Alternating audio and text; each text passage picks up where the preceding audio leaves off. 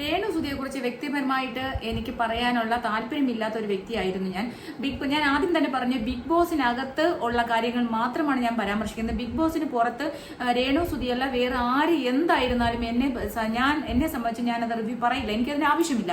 ഒരു ഗെയിം കളിക്കാൻ പോയി, റിയാലിറ്റി ഷോ ഗെയിം കളിക്കാൻ പോയി, അതിനകത്ത് എന്തൊക്കെയാണ് നടക്കുന്നത്, എന്തൊക്കെയാണ് കാണിക്കുന്നത്, അതിനനുസരിച്ച് മാത്രമായിരിക്കും ഞാൻ റിവ്യൂ പറയുന്നത്. ഓക്കെ, അപ്പം നമുക്ക് കുറച്ച് കാര്യങ്ങൾ രേണു സുധിയുമായിട്ട് ഇപ്പോൾ വന്ന എന്റെ കമന്റ് ബോക്സിൽ വന്നതുമായിട്ടുള്ള കുറച്ച് കാര്യങ്ങൾ നമുക്ക് വിശദീകരിക്കാനുണ്ട്. അതിനുശേഷം ലൈവ് അപ്ഡേറ്റ്സിലേക്ക് വരാം.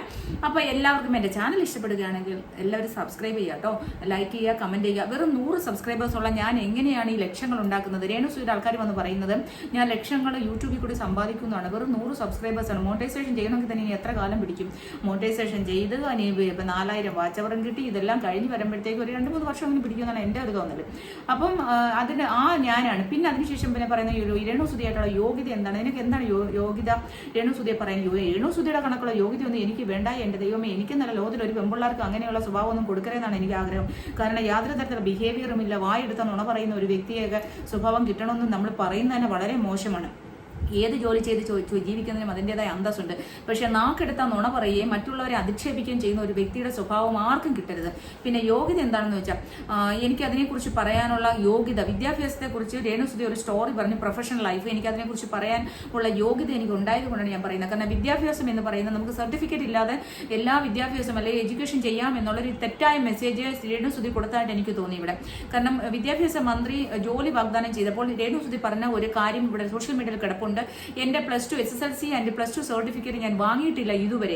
അതുകൊണ്ടാണ് എനിക്ക് ജോലിക്ക് പോകാൻ കഴിയാത്തത്, ജോലിക്ക് വേണ്ടിയിട്ട് ശ്രമിക്കാൻ കഴിയാത്തത് എന്ന് പറഞ്ഞു.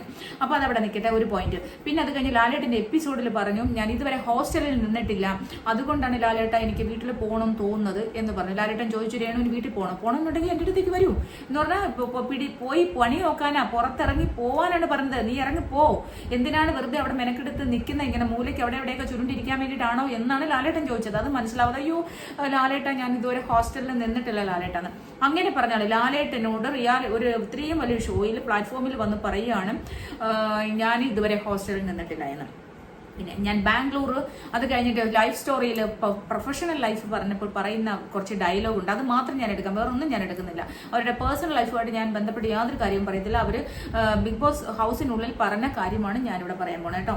അപ്പോൾ അവർ പറഞ്ഞ എന്താണ്, പ്രൊഫഷണൽ ലൈഫ്, അവർ നഴ്സിംഗ് പഠിച്ചിട്ടുണ്ട്. ബാംഗ്ലൂർ അവർ നഴ്സിംഗ് പഠിച്ചു. ആ നഴ്സിംഗ് 1.5 വർഷം പഠിച്ചു. നഴ്സിംഗ് പഠിക്കാൻ പോയപ്പോൾ അവർ ഒരു മാസമേ അവിടെ ഒരു വർഷത്തിൽ ലീവ് കിട്ടത്തുള്ളൂ. പിന്നെ ശനിയാഴ്ച മാത്രമാണ് ഔട്ടിങ്ങിൽ വിടുന്നത്. അത് വാർഡൻ കൂടെ വരുമെന്ന്. ബാംഗ്ലൂർ 5 വർഷം LLB പഠിച്ച ഒരാളാണ് ഞാൻ. ബാംഗ്ലൂർ LLB പഠിച്ചെന്ന